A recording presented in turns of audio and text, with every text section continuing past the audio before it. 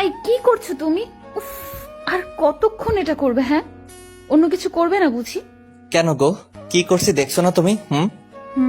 দেখছি তো, শুধু আমার ঠোঁট জোড়া নিজের ঠোঁট দিয়ে চেপে ধরে আছো, আর কিছুই তো করছো না। ও মা, তাই? আরো কিছু করা যায় নাকি? করার ইচ্ছে থাকলে তো অবশ্যই করা যায়, কিন্তু আমার মনে হচ্ছে তোমার কিছু করার ইচ্ছে নেই। তাই সোনা, বলো তবে আর কি করতে হবে? মানে বললে আমি সাধারণ একটা আইডিয়া পাই। এ মা, বলতে হবে কেন? আমি ওইসব বলতে পারবো না, আমার লজ্জা করে। ইস রে, আমার পিচি বোটার দেখে হেব্বি লজ্জা পায়। তা সোনা, এত লজ্জা কোথা থেকে আসে শুনি? থুর, অপু বেশি হয়ে যাচ্ছে কিন্তু। এই ওঠো, আমার উপর থেকে ওঠো। আমার কিছু লাগবে না, যাও ঘুমাও তুমি। ইস রে, আমার সোনা বউটা দেখি রাগও করে। আচ্ছা, রেগে যাচ্ছ কেন? একটু বলে দাও কি চাই তোমার, আমি তাই দিব। আমার ওই সব চাই। কোন সব? আরে ওই যে ওসব, সবাই যা চায় আর করে ওই সব। আরে ধুর, পরিষ্কার করে বলো তো কি চাই?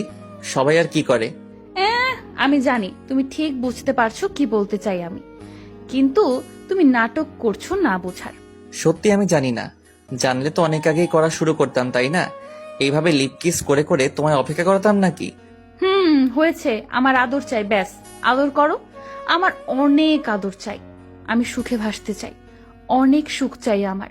আমার কোলে একটা ছোট্ট বাচ্চা চাই, একটা ছোট্ট অপুকে চাই। দিবে আমার একটা ছোট্ট অপু, প্লিজ? হাই আল্লাহ, এসব কি বলছো? তোমার বাচ্চা চাই মানে? নিজেই তো একটা বাচ্চা, এখনো তোমাকে সামলে রাখতে হয়, আর সেই তুমি বাচ্চা সামলাতে চাও? ভেরি ব্যাড সোনা, ভেরি ব্যাড। আমি বাচ্চা মানে? এই তোমার কি চোখ নাই? দেখছো আমি কত বড় হয়ে গেছি? কয়েকদিন পরে আমার চুলগুলো সাদা হয়ে যাবে, আর তুমি আমায় এখনো বাচ্চা বলছো? আমি বাচ্চা হলে যারা বাচ্চা তারা কি গো? তারা হলো শিশু। থামবে তুমি? সরাসরি বলো, বাচ্চা দিবে কি দিবে না? আহারে, আচ্ছা, ঝামেলায় পড়া গেল দেখি। এত রাতে বাচ্চা কোথায় পাবো আমি?